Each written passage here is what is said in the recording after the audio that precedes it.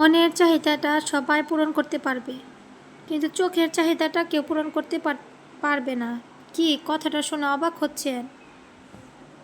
কথাটা হচ্ছে, কিছু কিছু মানুষ আছে যারা শত জিনিস থাকার পরও আরেকজনের জিনিস দেখে তার মনে হয় এটা আমার লাগবে, কিন্তু তার কিন্তু বাসায় আছে, তারপরে মনে হবে যে তার বাসায় লাগবে, মানে যেটা দেখবে সেটাই তার লাগবে। এটাই হচ্ছে চোখের খিদা। কিন্তু আপনার মনের খিদা যদি মন থেকে আপনি মানেন যে না, আমার যা আছে আমি তাই নিয়ে সন্তুষ্ট, কিন্তু কিছু মানুষ আছে ওইসব না, ওরকম না, যে যা দেখবে তাই তার লাগবে। কিন্তু কিছু কিছু মানুষ আছে যেটা আপনার ঘরে কে আছে না আছে সেটা আপনি বলবেন যে এটা আমার আছে, তা প্রয়োজন নেই, আমার স্বার্থ অনুযায়ী আমি খরচ করব, স্বার্থ অনুযায়ী আমি জিনিসগুলো সযত্নে রাখবো। কিন্তু কিছু কিছু মানুষ আছে যে এই ধরে নেন না, ওরা যা দেখবে তাই ওদের লাগবে। ওইটা হচ্ছে চোখের খিদা।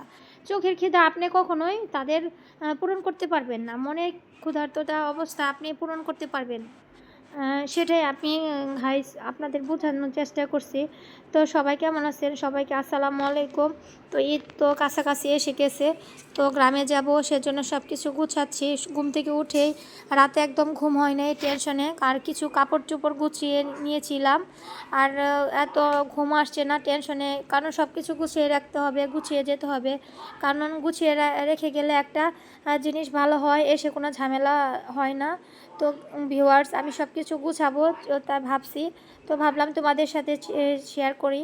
তো আমি প্রথমে বেডটা গুছিয়ে নিচ্ছি, কারণ নতুন একটা বেডশিট বিছাচ্ছি, কারণ এটা যেন আমার নেক্সট টাইমে যেন বাসা আসলে, গ্রাম থেকে আসলে যেন ঝামেলা না হয়, সেজন্য গুছিয়ে রেখে যাচ্ছি। শুধু চলে যাওয়ার সময় তুষকটা উল্টিয়ে যাব, দেন এভাবে প্রত্যেকটা রুমই আমি গুছিয়ে নিয়েছি, কারণ আমার যেন ঝামেলা না হয়, কারণ যেহেতু আমার ছোট বাচ্চা আছে, দুইজনকে আমার হ্যান্ডেল করতে হয়, সেজন্য আমি এই ট্রিক্সটা ব্যবহার করি। তো ভাবলাম তোমাদের সাথে শেয়ার করি, কেননা তোমরাও দেখো।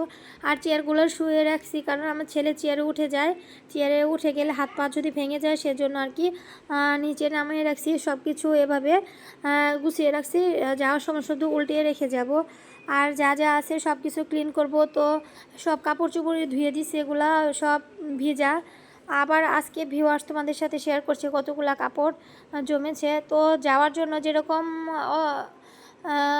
অস্থিরতা সৃষ্টি হয়েছে, আসার সময় ঠিক অস্থিরতা এরকমই হবে, সেজন্য আর কি আসার সময় যেন প্যারাটা না হয় বাসায় এসে, সেজন্য আর কি দেন সব কিছু গুছিয়ে নিয়েছি। তোমরা জানো আমার নতুন বাসায় কাজ ধরেছে, হয়তো বা ঈদের পরে এসে কিছুদিন পরে উঠে যাব, সেজন্য আর কি আগে থেকে সব কিছু গুছাচ্ছি।